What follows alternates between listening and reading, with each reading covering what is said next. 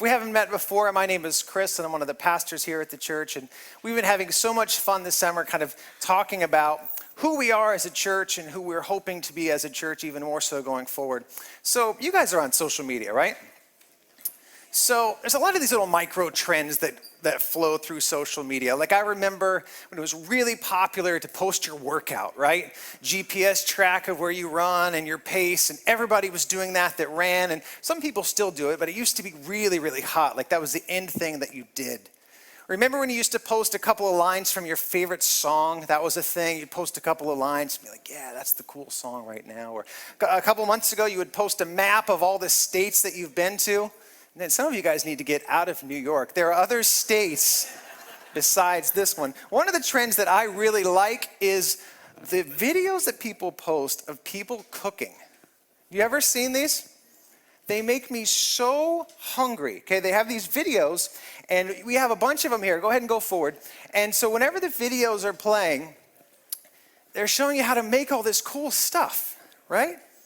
I love these videos. I love to watch them. Now, I don't really know how to cook, I have to be honest. Now, I can scramble an egg, or if it's in a box with directions, I can do that. But that's not really cooking, that's just reading, right?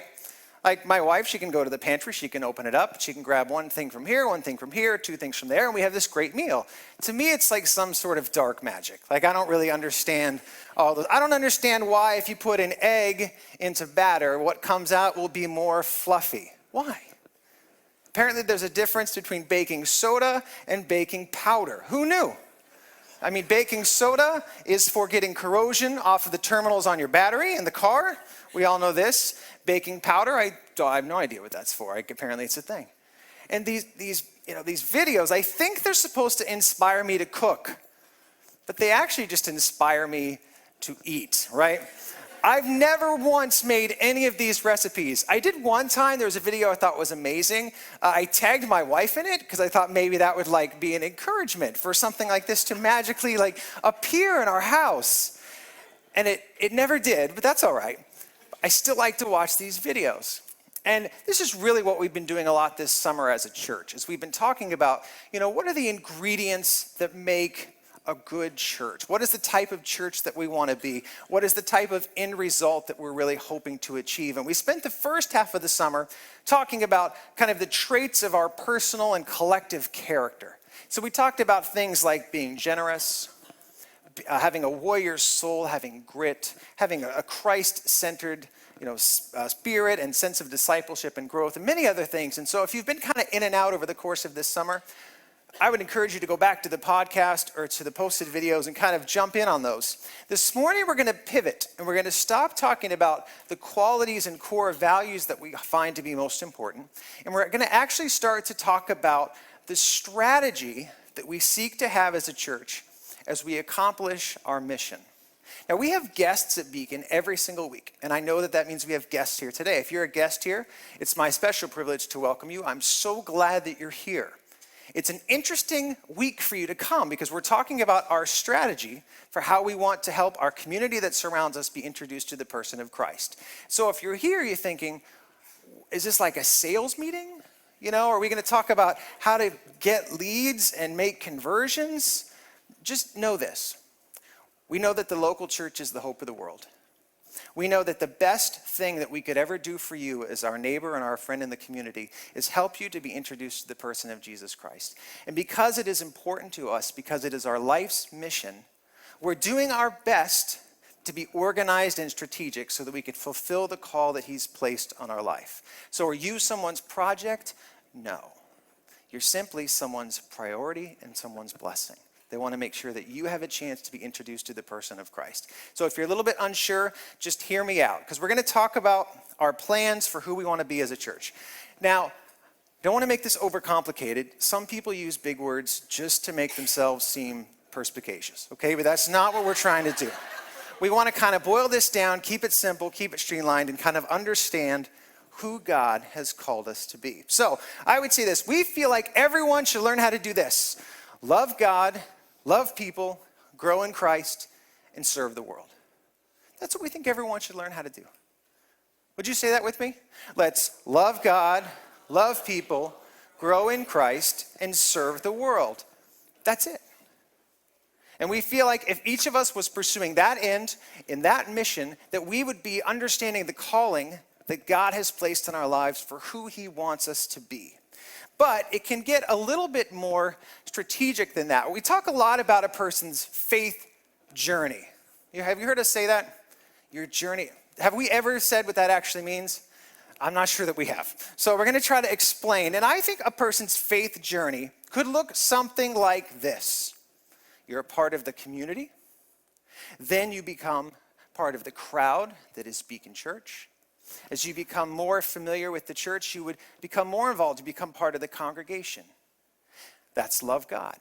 As you start to get to know people and you love them, you become more connected. Love others. Then you're more committed. You start to really kind of learn and grow in your faith, grow in Christ. And then we go out together and we serve the world. We're commissioned by him to live on mission for him in this world. And I think for many of us, that's what our faith journey can look like. And I know that if you're thinking back personally, you can probably see where you might be on a faith journey like this. Now, God leads every person differently. And this is not a recipe, but it is a picture of what so often a person's faith journey can look like. So this is what we're going to talk about for the next 5 or 6 weeks, is circles like this. There might be 5 by the time we're done. There might be 7 by the time we're done. I hope there are more than 3 and less than 9. That's what I'm hoping. And we're going to talk about this for the next 6 weeks or so. And so today, we talk about the first 2 pieces only, kind of moving from the community, this one here, to the crowd, and then what this really looks like. Because as we start to talk about strategy, we will realize it's the connections between the circles that actually matter. And so today, our time together will be extremely practical because we're going to talk about what our church's overall goals are for this arrow right here, and also what each of us can do individually, personally, specifically, to help the people that we know and love move from the community to the crowd. Does that make sense? That's our goal. Hopefully by the end of this time, we'll have a good sense of what that is. First and foremost, though, we always look to God's word for his direction. So we're going to go to Luke chapter 14. Turn there if you would. We're going to read a story together. It's a parable that Jesus told. Parables are not historic in that they happened. They didn't happen.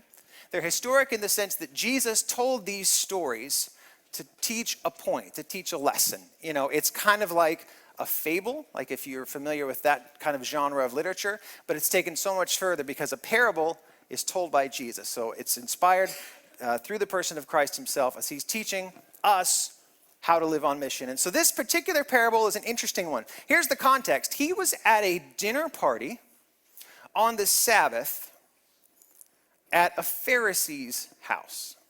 A Pharisee, long story short, Pharisees were the religious leaders of their day. They were very aristocratic. They loved bureaucracy.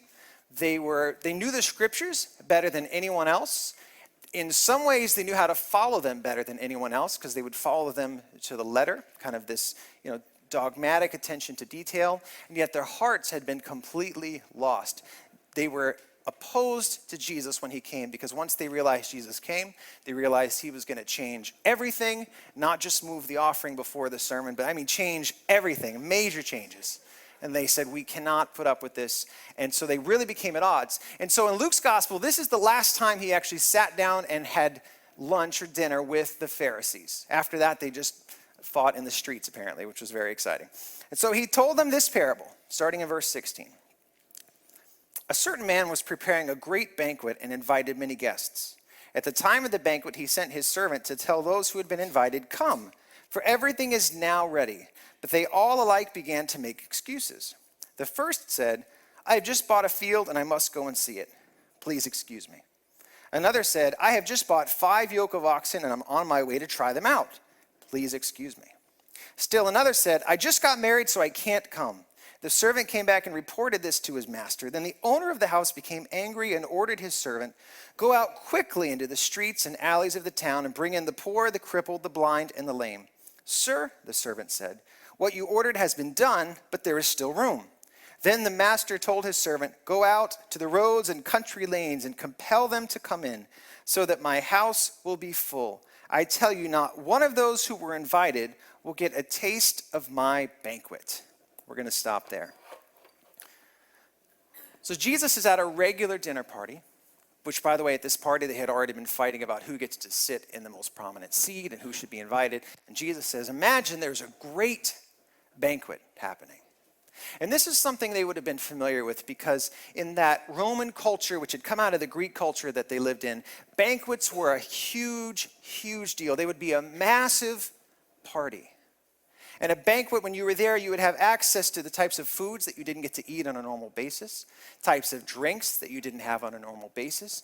There would be featured entertainment. It was a great, great privilege to be invited to a banquet like this. It's not totally dissimilar from a Long Island wedding, okay? In a Long Island wedding, huge deal, bigger deal than it needs to be, honestly, right? Huge party, huge band. If you're getting married in the next 10 days, I apologize, but you know what I mean. It's a huge party. There's so much happening, so much going on. It's a huge deal, right? And it's a really big deal, especially for the family that's throwing it. Now, one thing that was slightly different in their day, but not totally dissimilar, is they would invite all the guests. The guests would RSVP. Then when it was time for the party, they would send someone to you and say, hey, the party is today, it's time to come. So they didn't just trust your RSVP, they would go back to you and say, it's time to come. So what had happened at this great banquet? It's guaranteed that the master had already spent a ton of money, a lot of planning, preparation. Everything was done, all of the money had been spent, and the master sent the servant to the guests who have already agreed to come and said, okay, it's time to come. And they unanimously flake out. So imagine how you feel if it's your wedding, you've collected RSVPs, but you already poured over the guest list. It was very important to you who comes. Imagine they text you while you've already got your tux on, you already got your dress on, they text you and they say, we're not going to come. Be frustrated, right? You'd say, I already paid for your plate. I invited you instead of him, and now you're going to flake, and he would have come. You would have all these thoughts. The master's going through all this, so he's frustrated. Their excuses are so lame, by the way. The first one, he says, I can't come. I have to go see a field that I already bought. I'm sorry. And so I was reading into this because I wanted to make sure I didn't misunderstand it. And all the commentators said, it basically does mean what you think it means. He already bought the field. Now he has to go and see it. It's a little late for that. It's your field now. Okay? You can see it tomorrow. It's yours.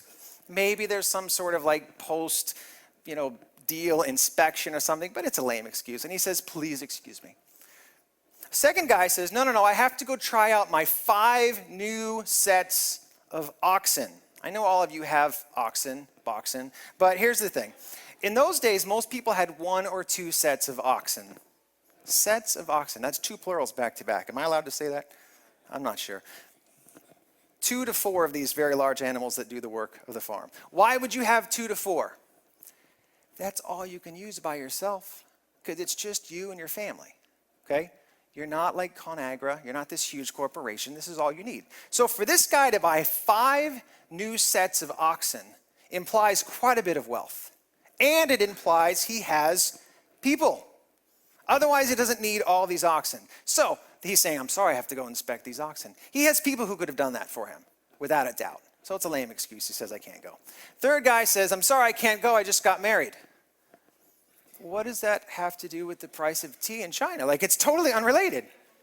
We're having a banquet. You recently got married. What, you can't leave the house now that you're married?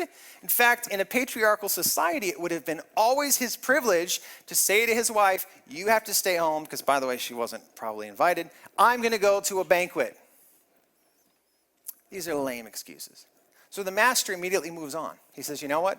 Forget these guests. The banquet is happening. The feast must go on. Go out. And he first sends them to this second group. This group where he says, go out, find the poor, the crippled, the blind, and the lame, and bring them in. So the servant does that. He goes into the town. He says, listen, you people who wouldn't normally be invited to a banquet because you don't have money, You're not well off. You can't work. You are invited to the master's banquet.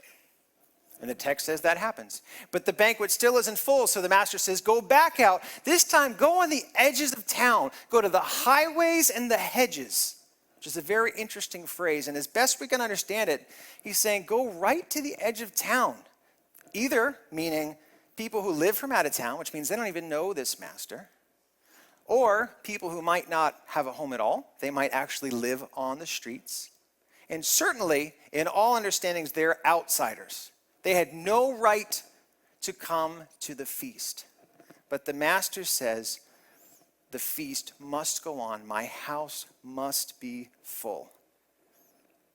Now, in its original context, this parable was extremely powerful because he was talking to the religious leaders of his day. He was talking to those who should have recognized the Christ, the Messiah. He's talking to the Pharisees, the invited guests. And he's saying, I'm here now. All of the Old Testament has been pointing to me. You've RSVP'd because you claim to adhere to the law. I'm here now. It's time to celebrate the Messiah. And they said, we're not coming. And they were filled with lame excuses. So Jesus said, well, then we're going to move on from you. I came to seek and save those who were lost. And he invited everyone into his feast, his banquet. And they would have known what he was talking about because this feast language for eternal life with God is consistent throughout the scripture. Old Testament prophet of Isaiah, he says, on this mountain the Lord Almighty will prepare a feast of rich food for all peoples, a banquet of aged wine, the best of meats and the finest of wines, which means he will swallow up death forever. The sovereign Lord will wipe away the tears from all faces. He will remove his people's disgrace from all the earth. This is the feast that was prophesied. The very end of the Bible in Revelation is talking about when Jesus returns, and he says, blessed are those who are invited to the wedding supper of the Lamb. And he added, these are the true words of God. When he's talking about the feast, they would know exactly what he meant. And he was saying, you've missed it. The feast is here, the servant is here, and you moved on. Now, as best I understand it, none of you are Pharisees, but I think we can see a very quick parallel because there are a lot of us who were kind of raised sort of religious, we sort of knew the things of God, we sort of knew the things of faith. But have you ever stopped and evaluated, have you personally, specifically, accepted the invitation of Jesus to come to his feast? Because being invited, that's not enough. Because the people who came to the feast weren't the ones who were invited, they were the ones who accepted. There's a tremendous difference. And so before we talk about as a church, our strategy to make sure everyone has an opportunity to make this decision, you have to ask yourself, have you considered this decision for yourself? Have you considered whether or not you've accepted the invitation of Jesus to be with him at his feast? Think about that today. So as we look at the characters in this parable, we always kind of try to figure out who they are, right? So the master, we're pretty confident saying the master is God, right? You're good with that, all right? Now the servant, who is the servant? Certainly I think the servant is the person of Christ because he's announcing it's time to come to the party. And then we have the three groups of people, the Pharisees who bailed, and then group 2 and group 3 who are very similar in that they're unexpected guests who have accepted the invitation. And if you notice, the language gets increasingly aggressive. The second group, the servant was supposed to bring them in. The third group, the servant was supposed to compel them to come in. The master was very specific. But I think as we start to figure out who we are, I think we can play a couple of characters in this parable. I think we're group 2 and group 3. Because I don't know about you, but the more I get to know myself, the more I realize I don't deserve to be at Jesus' feast. I'm just honored that he invited me, and I'm honored to come. I've done nothing to demonstrate that I should be there except that he invited me.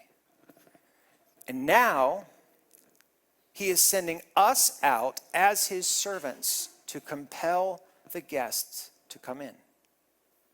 And that is our burden and our vision as a church. We want to compel those who are far from God to come and be introduced to the person of Christ. You can think of it this way. Lost people matter to God, and they should matter to us. So that is our burden and that is our passion as a church. We want to introduce our community to the person of Christ. So what does that look like?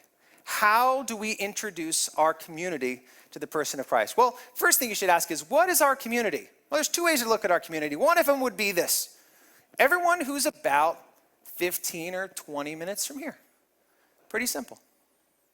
So that's a 5-mile radius, which on a Sunday morning is a 10-minute drive, and on a Monday afternoon is a 30-minute drive. Okay, right there we are in the middle, as you know, and that is our community. Let me tell you a little bit about these people. There's 425,000 people in the green circle, 144,000 households, 51.6% male. That's good news, guys. 51% of the houses have 3 or more people. A lot of families. What do you think the median age of our area is? Anyone want to guess? 45.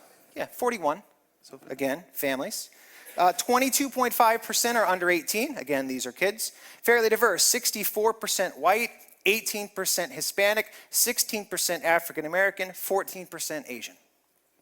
Which, by the way, our church is more diverse than that, which is awesome, by the way. So this is our community. These are the people that we want to reach. Now, I'm going to talk a little bit about some of the strategies we do. Sometimes we send out postcards. Go back to it if you could. I don't want to move on. Sometimes we send out postcards to this group. We can't do them all, but when we send a postcard, we usually kind of like grab this group over here, kind of run along down here. We go right here. We get Joe's house. We go like this. We come around.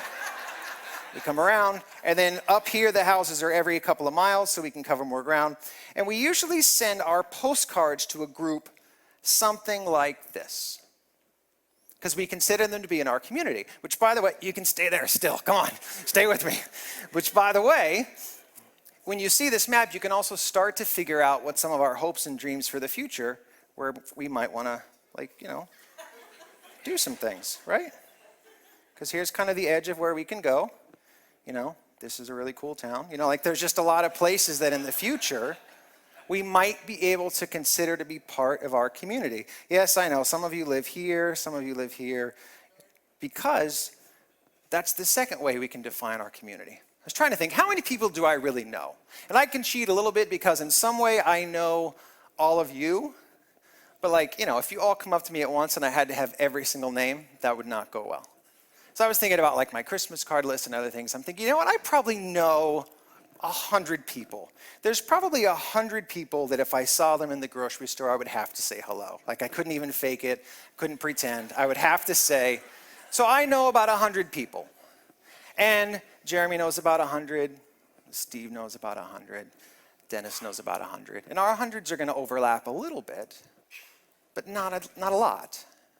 And you can start to see very quickly how we build our community, because we each have a green circle of people that we know. And as you build that starts to become our community. And we want to introduce those people to the person of Christ. We want the community to become part of the crowd. So let's go to the other circles now, the black ones. Because I want to define these terms for you now. The community, we just told you.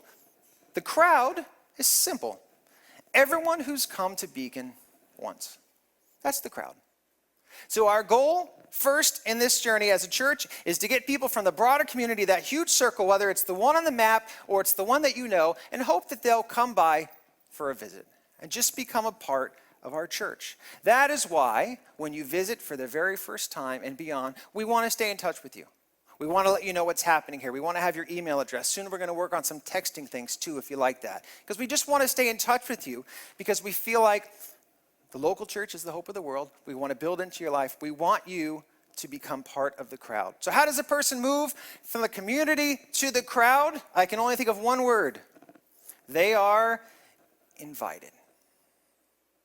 And we do tons of things as a church to try to invite people to be part of our crowd. One of the things that we do is our fests. I mean feasts. I mean fests, right? We have Fun Fest, Feast. We have Christmas Fest. We have Egg Hunt, which I like to call Easter Fest, kind of because it's funny. The reason that we do these fests is to invite people from the community to become part of the crowd here at Beacon Church. And I'll never forget, it was about a month ago, I went to the doctor. I go to the doctor for my annual physical every 10 years, okay? So I'm 39, so I thought I would really like to get a physical before I turned 40. And that's when I remembered I honestly got a physical when I was 29 because I really wanted to get a physical before I turned 30. So, as you would expect, if you get a physical every 10 years, you need a new doctor every time because you and the doctor have both changed insurances like 4 times since the last time you were there, right? So I went and got a new doctor, and I based it on the same criteria that I always do, which is how long is the commute and when can you get me in, not the quality of care or, So I go, and it actually was a very nice doctor, and he was, we were kind of doing small talk, which apparently you have to do, and so I'm sitting there, and he's also kind of like doing small talk while looking away. I'm like, oh, this is going to be good. We're going to be in, we're going to be out. So he's like, so what do you do for a living? And I'm like, oh, I'm a minister. And he's like, oh, that's nice. Where do you serve? I'm like, I'm at Beacon Church in East Williston. And I'm in Hicksville at the time. And he's like, I know Beacon Church. I'm like, you do? He's like, absolutely. I live near Beacon Church. I'm like, you do? He's like, yeah, I know all about you guys. So now I'm trying to figure out like which way this is going to go, right? Like, all right, so what are we about to talk about? And he says, I love your church. I'm like, all right, this is good. I said, why is that? He said, I love the parties that you guys have, right?